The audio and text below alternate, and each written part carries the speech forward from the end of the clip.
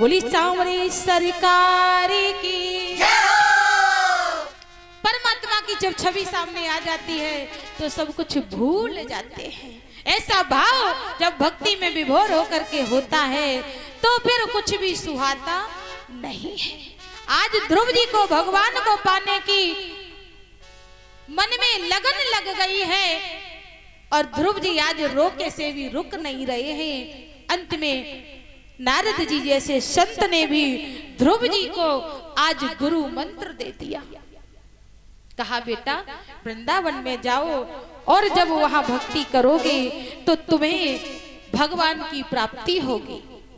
ध्रुव जी ने पूछा प्रभु गुरुदेव भगवान मिलेंगे तो मैं पहचानूंगा कैसे? भाई मानो आज भगवान मिल भी जाएं और जब देखे हैं नहीं तो कैसे पहचानेंगे? कोई आके कहे कि हम भगवान हैं तो मान लोगे? बोले जाओ तुम्हारे जैसे भगवान जाने कितने हैं। तो भगवान की पहचान क्या है?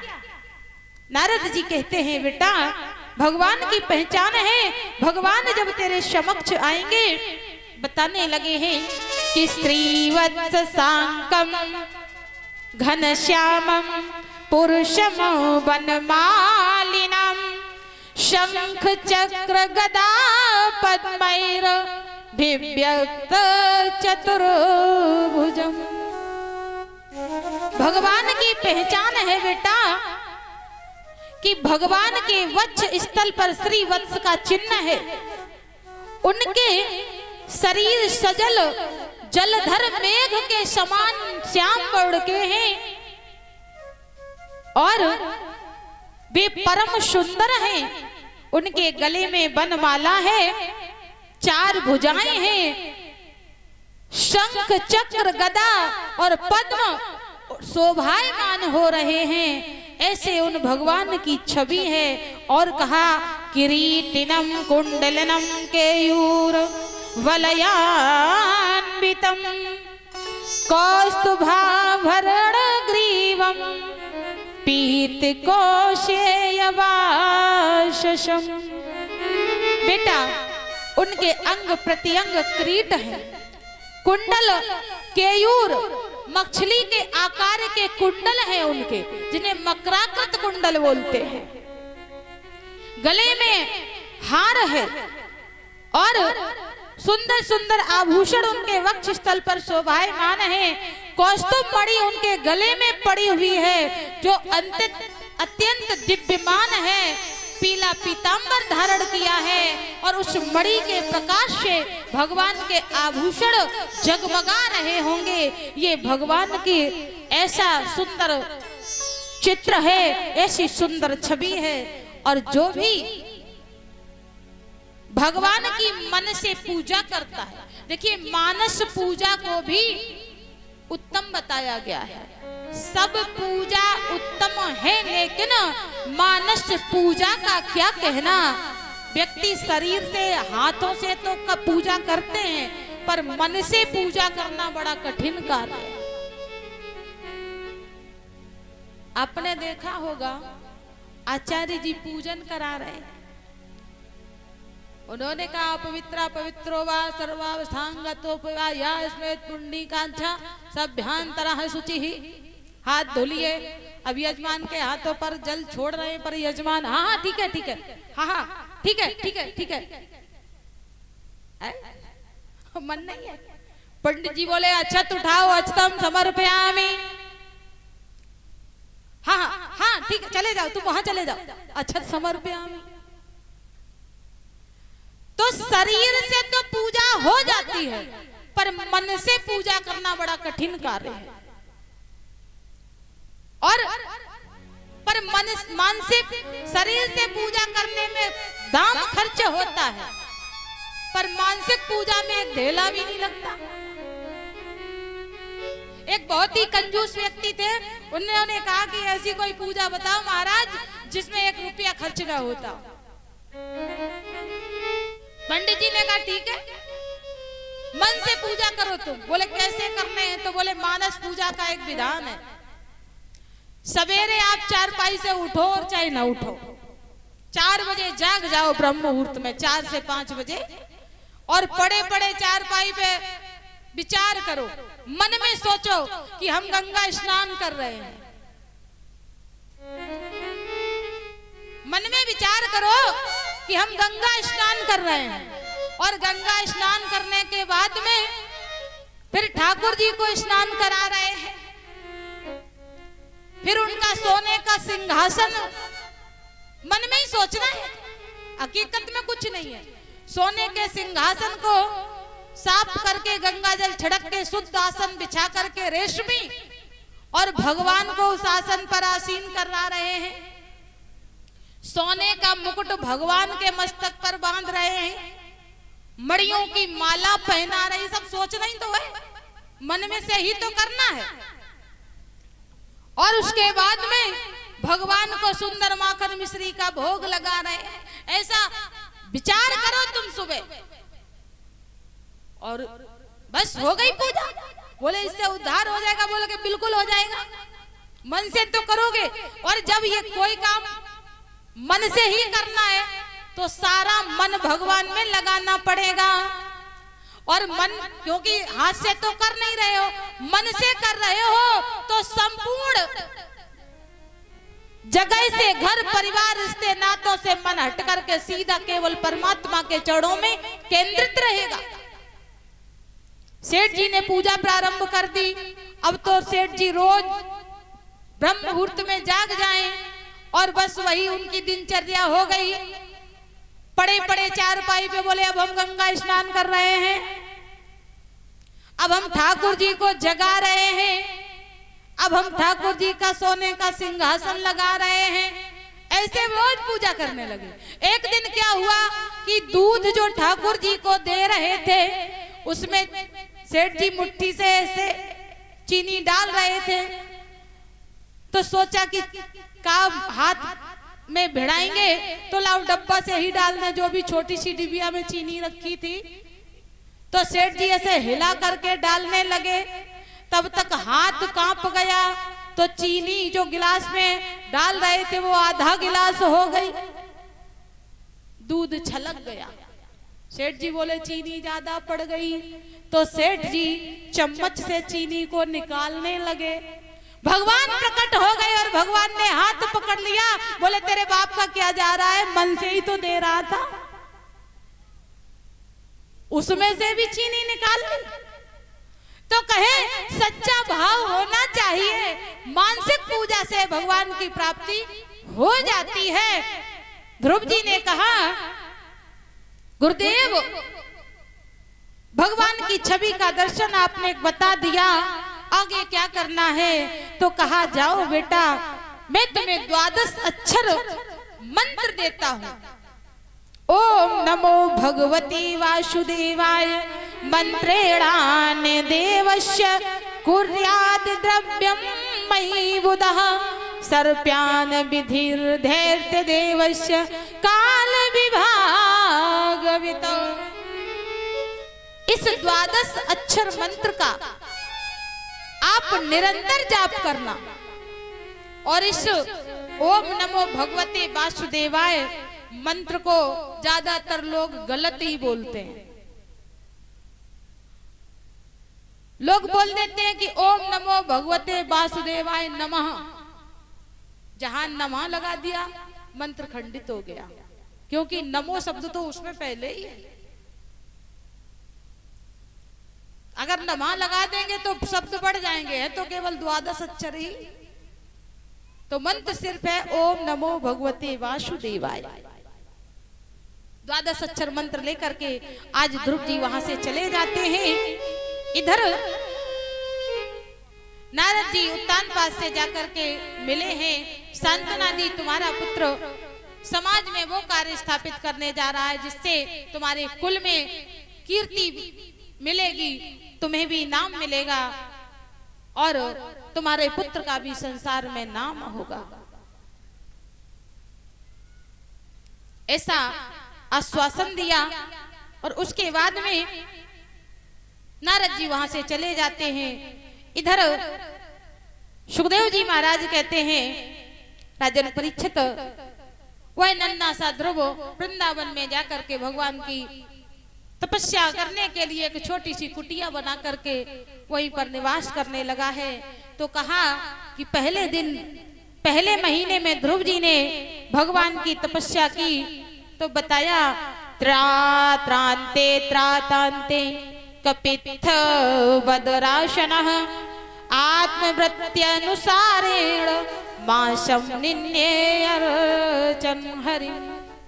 पहले महीने में ध्रुव जी ने 3-3 दिन के और 3-3 रात्रि के अंतर से शरीर को जीवित रखने के लिए महाराज बेर और केथा के फल खा करके भगवान की तपस्या की।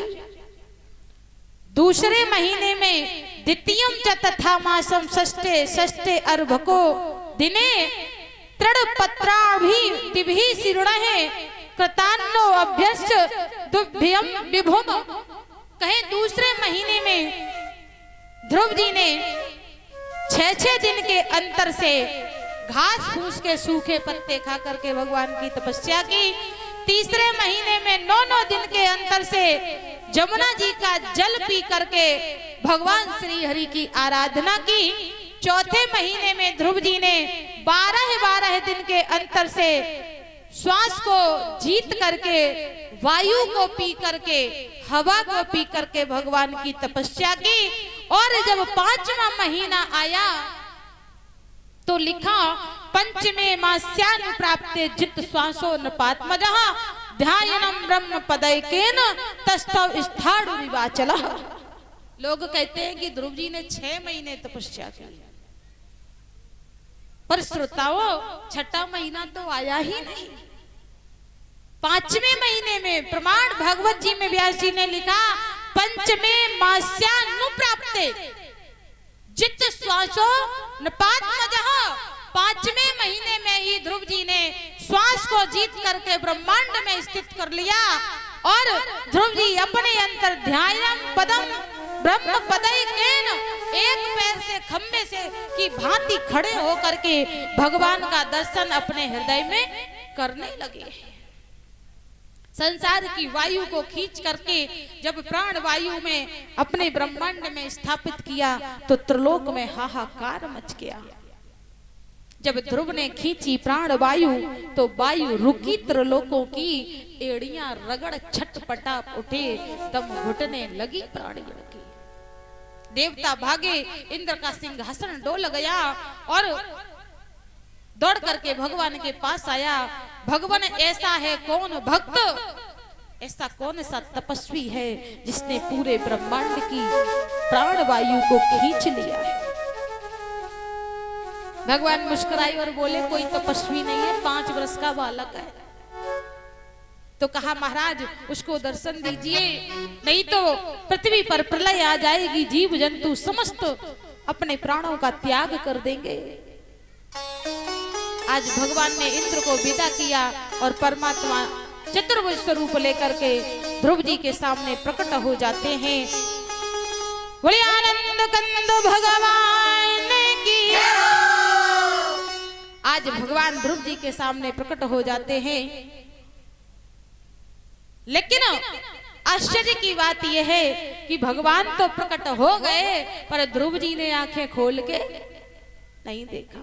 भगवान सोचने लगे कैसा भक्त है, 5 महीने से भूखा प्यासा है और जब आ गए तो आंखें खोल के भी नहीं देख रहा है। भगवान के ऐसे ही भक्त हैं, बुलाते तो हैं, आ जाते हैं तो देखते भी नहीं है। भगवान ने जमीन पर जोर से एक ठोकर मारी तो पैर की आहट से भी ध्रुव जी ने नेत्र नहीं खोले। अंत में भगवान ने समझ लिया कि मेरी छवि का दर्शन ये अपने हृदय में कर रहा है और जब तक हृदय में दर्शन करेगा तब तक ये नेत्र नहीं खोलेगा। भगवान ने अपनी माया से ध्रुव के हृदय की उस छवि को खींच लिया और जैसे ही उस छवि को खींचा तो जब किसी का प्राण खिंचता हो, ऐसा जैसा दुख होता हो, व्याकुलता होती हो, ऐसी ध्रुव जी को एकदम से व्याकुलता बढ़ी और नेत्र खोले तो वही चतुर्भुजी स्वरूप सामने दर्शित हो गया। अब ध्रुव जी खड़े हैं। गुरुजी ने इतनी जल्दी जल्दी में दीक्षा दी थी कि ये बताया ही नहीं था कि भगवान जब आ जाएं तब क्या करना है। स्वरूप का वर्णन बता दिया, तपस्या कैसे करनी है बता दिया, पर भगवान आ जाएं तब क्या करें ये गुरुजी ने नहीं बताया था। अब ध्रुव जी खड़े हैं, इतना ज्यादा बोध भी नहीं है। भगवान समझ गए कि ध्रुव अभी अबोध बालक है, इसको ज्ञान नहीं है कि भगवान के आने पर क्या करें। तो भगवान ने स्वयं ध्रुव जी के कपोलों पर कृतांजलिं ब्रह्मयेन कंबुना स्पर्शम बालम कृपया कपोले, भगवान ने अपना पांचजन्य नामक शंख ध्रुव जी के कपोलों से छुआ दिया। तो ध्रुव जी को भूत भविष्य और वर्तमान तीनों कालों का ज्ञान हो गया। आज वही ध्रुव जी हाथ जोड़ करके भगवान की प्रार्थना करने लगे हैं, नमस्कार करने लगे। यो अंतः प्रविश्य मम वाचमिमां प्रसुप्तां संजीवयत्र अखिलो शक्तिधरा स्वधाम्ना अन्याश्च हस्तचरण स्मरणत्वादीन् प्राणान् नमो भगवते पुरुषाय तुभ्यम्। हे प्रभु, आप सर्वशक्ति संपन्न हैं, आप ही मेरे अंतःकरण में प्रवेश करके अपने तेज से मेरी इस सोई हुई वाणी को सजीव करते हैं तथा हाथ पैर कान और त्वचा आदि अन्यान्य इंद्रियों को एवं प्राणों को भी आप ही चेतना देते हैं। आप ऐसे सर्वा अंतर्यामी भगवान को मैं प्रणाम करता हूँ। भगवान प्रसन्न हुए और भगवान ने ध्रुव जी को गोद में उठा लिया। क्यों? भगवान ने विचार किया कि ये तपस्या करने किस लिए आया था, तो गोद से ही तो उतारा गया था। पिता की गोद में बैठने के शौक ने इसको मेरी तपस्या करने पर मजबूर कर दिया। भगवान ने ध्रुव जी को गोद में उठाया, आखिर तो बालक है। भगवान चुमकारने लगे हैं, सर पर हाथ फेरने लगे हैं और ध्रुव जी से भगवान ने कहा, बेटा ध्रुव मांग लो, तुम्हें हमसे क्या चाहिए। ध्रुव जी ने कहा कि हमें कुछ नहीं चाहिए, आप मिल गए, सब कुछ मिल गया। भगवान ने कहा नहीं बेटा, हमारा दर्शन जो है अमोघ है, मैं किसी को दिए बिना जाता नहीं, इसलिए कुछ ना कुछ मांग लो। तो ध्रुव जी ने बड़ी सुंदर बात कही भगवान से। ध्रुव जी ने कहा, प्रभु हमारी सनातन पद्धति में एक नियम है। क्या नियम है? तो बोले अगर कोई व्यक्ति किसी पुत्र को गोद ले लेता है तो उसकी सर्व संपत्ति पर उस पुत्र का अधिकार हो जाता है। और प्रभु आपने मुझे गोद ले लिया है तो अब मेरे मांगने की बात खत्म हो गई है। भगवान हंसने लगे। भगवान ने कहा बड़ा ही चालाक पुत्र है। कहा कोई बात नहीं, जो हमारा है वो तुम्हारा है, लेकिन फिर भी मनुष्य रूप धारण किया है तो धराधाम को भी छोड़ना पड़ेगा। आया है सो जाएगा राजा रंक फकीर, कोई सिंहासन चढ़ चलो, कोई बांधो जात जंजीर। अपने अपने कर्म के अनुसार पर जाना पड़ेगा। तो भगवान ने ध्रुव जी को 36,000 वर्ष का राज्य दे दिया। 36,000 वर्ष का राज्य दिया। लेकिन सोचने वाली बात यह है कि 36,000 वर्ष का ही राज्य क्यों दिया? 36 का अंक का भगवान ने प्रयोग क्यों किया? षट त्रिदंश दर्श सहस्त्रम रक्षिता व्या हतेन्द्रियः। तुम 36,000 वर्ष तक राज्य करो। तो 36 की बात भगवान ने इसलिए कही क्योंकि अंकों में 36 का जो अंक है वो एक ऐसा अंक है जो देखने में एक तरीके से ही दोनों अंक बनाए जाते हैं, पर दोनों की पीठ मिली हुई है। अंग्रेजी की बात नहीं कर रहे, हिंदी के अक्षरों की बात कर रहे हैं। हिंदी के जो अंक लिखे जाते हैं तो 3 भी ऐसे बनता है और 6 भी ऐसे बनता है, बस दोनों की पीठ मिली हुई है। तो भगवान संदेश देना चाहते हैं।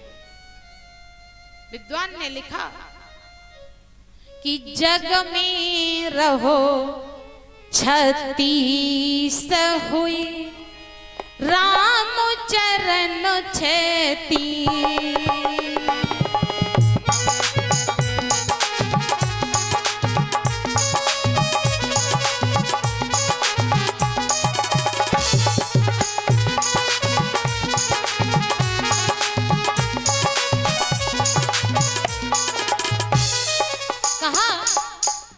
जग में रहो 36 हुई, राम चरण 36।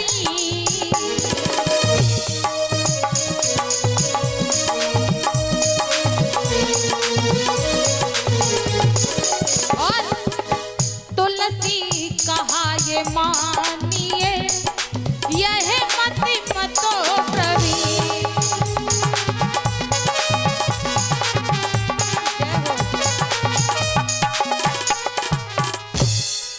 जग में रहो 36 हुई, राम चरण 36। संसार में अगर रहना है तो 36 के अंक की तरह रहो। कैसे? माया और जीव, ये 36 माया और जीव ही है। बिना माया के काम चलने वाला नहीं है, क्योंकि संसार में रहोगे तो धन की, माया की, पुत्र, परिवार सबकी आवश्यकता पड़ेगी। पर जब भगवान से मिलने की बारी आ जाए तो कैसे रहना है? बोले 6 और 3 अलग अलग हो जाओ। और संसार में रहना है, जब अलग होगे तो केवल 6 और 3 बचोगे, और जब अकेले हो जाओगे तभी परमात्मा की प्राप्ति हो सकती है। परिवार में रहोगे तो माया लिपटेगी और बचना मुश्किल हो जाएगा। जब इस प्रकार से भगवान ने कहा तो सीधी सी बात है, नैया पानी में जाती है तो नैया पानी में जावन दे, पर नैया में पानी आता हो तो नैया में पानी ना आवन दे। नाव तो पानी में ही चलेगी, तो नाव अगर पानी में जाए तो चला जाने दीजिए, पर वही पानी अगर नाव में भरने लगा तो क्या होगा? नाव डूब जाएगी। तो उसी प्रकार से माया में रहिए, संसार में रहिए, रहना पड़ेगा, पर माया को, संसार को अपने मन में मत रखिए, यही कहना चाहते हैं। इसीलिए 36,000 वर्ष का राज्य दिया।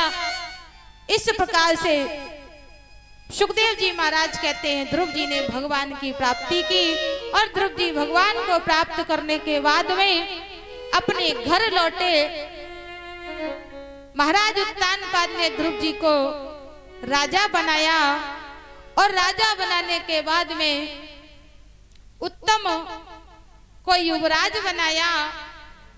समय बीतता गया, उत्तम को यक्षों ने मार दिया।